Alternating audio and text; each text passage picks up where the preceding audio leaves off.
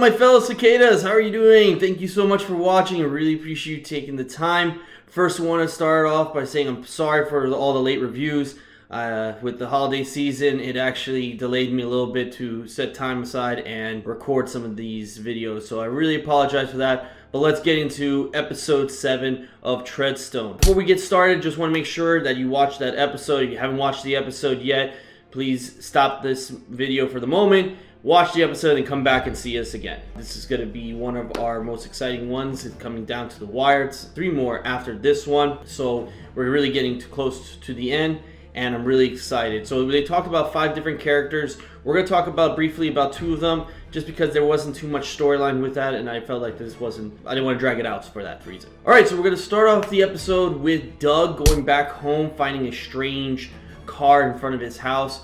He goes inside the house and he finds Samantha there, and she has a different hair looks, different clothes, different everything. Is puzzled as to why she did that, and she confesses that she learned a few things in the program and has like to-go bags with money, passports, things of that sort, so they can disappear together. As they start heading out and they go into this new vehicle that she buys by cash, they get into the car, and Doug confesses that he heard this secret boss CIA guy. He is planning to kill some guy by the name of Marcus Sachs or Saxon. I couldn't hear the last name very well, but he is someone on these people's radar, and he feels obligated that he needs to protect them.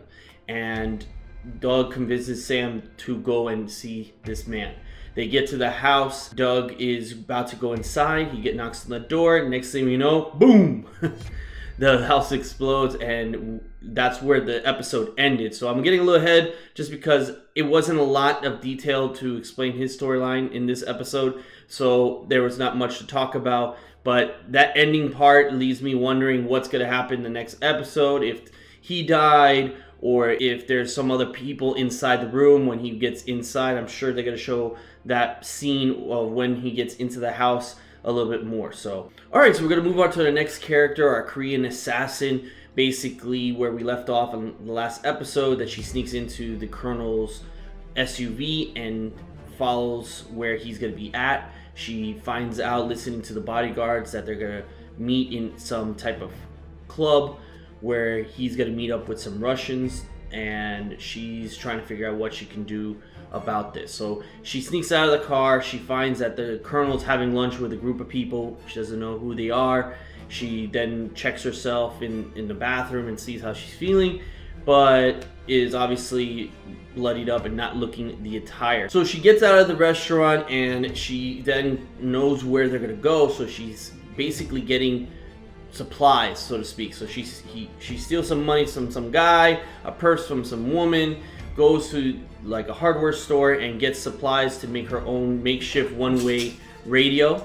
She then goes to like a beauty parlor, and obviously they think that she has no money because of the ragged clothes, and she pulls out a wad of cash, and the wad of cash shows that she obviously has money to give to them. So they start treating her like royalty. They do her hair, they build some they get some makeup, they get some clothes, things of that sort. So she's getting into the attire to get to meet in this club, and then we fast forward in the episode, and she sneaks into this club with some charm and some dazzle, I guess, from her training, and convinces a guard that she's gonna buy him a drink, and he gets all excited. And that's where we leave the episode, in the club, of her basically trying to get access to the room so she can plant the wire, I guess, and listen to the conversation that the Colonel is having. So that's basically where we're gonna leave off with her.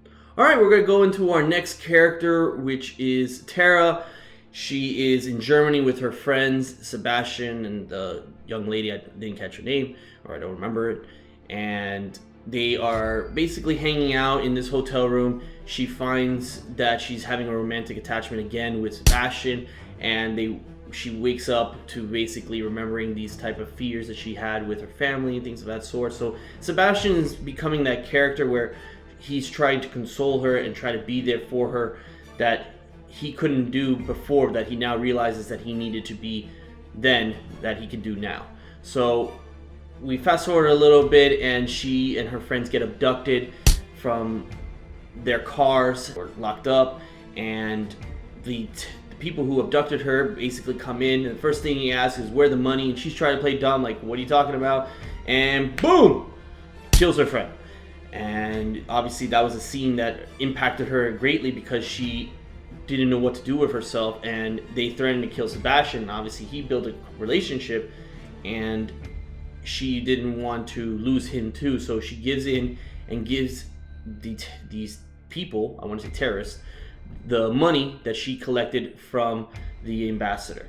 So she gives the money to them, and I want to start saying, because based on the reaction that Sebastian gave, as far as, you know, give him the money type of thing, and the connection that he showed with the terrorist people, I felt like he was a part of this thing. I don't know if he was intending to kill the girlfriend, or was it just like on purpose? I don't know. So I almost feel that was the case, and she doesn't pick up on that. Then when they get out of the warehouse that they were abducted in, she goes back to the room and basically cuts ties with Sebastian because she's afraid that he's gonna die. Once she cuts ties with him, we see her in a cafe basically checking her computer, seeing what she could do. She reaches out to the same friend that her girlfriend was reaching out to, who was a source, a contact of the whole cicadas and the Treadstone things. He's from Russia, but he couldn't really go over the details over the phone, and Tara convinces him that they need to speak, and he gives some type of clue because he obviously didn't want to give it any information over the phone and then him get killed himself. So basically in code says, let's meet up in Moscow, and she makes the first flight to Moscow and tries to arrange a meet with him, which we don't see until I think the next episode based on the trailer. So I'm assuming that might be the time we're going to see a lot of more information. But that's where we leave off with Tara. Alright guys, so we're going to talk about our fourth and fifth character of the episode. They're the same people, but I refer to them as young and old Petra. So we're going to talk about them real quick. And first we're going to start off with the younger Petra, because the younger Petra is basically trying to convince John, once we left off in the last episode, that she abducts him, finds him, takes him to a warehouse, and explains to him that she loves him or has feelings towards him and wants to protect him. So he doesn't really believe it. They try to escape this warehouse by killing all the KGB agents. He is still wondering if he should trust her, but the one thing that she has, information that she has that John is looking for, is that guy that she and he tortured back then when he was really under control, and wants to find him so that he could present him to the CIA and go back home. So she says that she knows where this guy is. She doesn't know the details, and basically leads him to a safe house where they start calm themselves and reorganize themselves. John is then wondering, who are the other people? Is there any other cicadas? She convinces or confesses that there are about 3 to 4 other cicadas in this program at the moment, and John was still wondering if he could trust her. Goes outside to clear his head and runs into one of the CIA agents that was questioning him when he first came back to the agency, who was the partner of this tortured man. So they get into a fight, and he's trying to convince, or John is trying to convince this guy that he is trying to get him back, that he knows where he is, that this girl is trying to help him. And they pull out a gun. John, accidentally shoots this CIA agent, but before he dies, plants a bug underneath his collar, and he runs away. He gets to the safe house again, confesses it to Petra that he killed the CIA agent, that he can't go back either. So John is trying to shoot himself, and Petra stops him from doing so by confessing to him that the KGB know where he is, and that she used to know where he was, but when he escaped, they felt that she would betray the KGB, and they moved him to a different location, but she says that she could find out where he will be at. So John believes her in a sense, and after hearing this news, and really is wondering what's going on. I guess he's feeling the emotional connection that they both had while he was under and brainwashed for those periods of time. And basically we come to that scene where he makes love to her, and John and her are really an item now. And I think in the next episode we're going to see a little bit more of that connection. I still think that John is the old man in the first episode where Petra killed him and burns her body. I really think that he is that man and he just lost his memory. So I don't know what that's going to be or when we're going to find out that information, if it's true or not. But we come to the next scene where older Petra remembers the moment, that connection that they both had. And she's in Greece. She's trying to get up to Yuri, and Yuri is that guy that she fooled around with, and is higher up in the Soviet government, and finds out that he is living the life of luxury, that he has yachts, he has penthouses, he has homes on hills, things of that sort. And while he's doing that, she's still serving her country, protecting this Stiletto 6. So she gets a little bit angry about that. She starts following him and gets to this house with party and stuff like that sort. And we see that Yuri is conversing with a U.S. senator.